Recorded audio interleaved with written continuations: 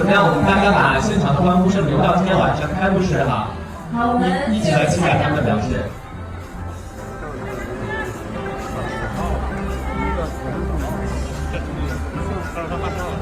经过他们所在的地方，就会有尖叫声。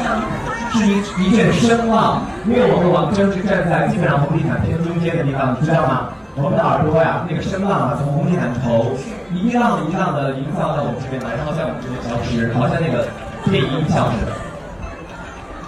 其实那边在这边，在是我们的左边。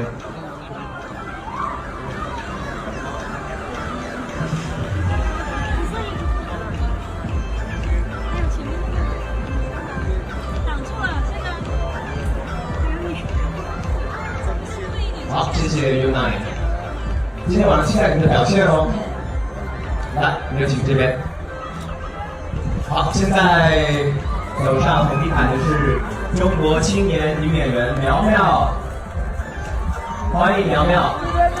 2017年，苗苗在冯小刚执导的电影《芳华》当中饰演女主角何小萍。2018年主演电影《6月的秘密》，搭档郭富城。同年主演陆川执导的电影《794》。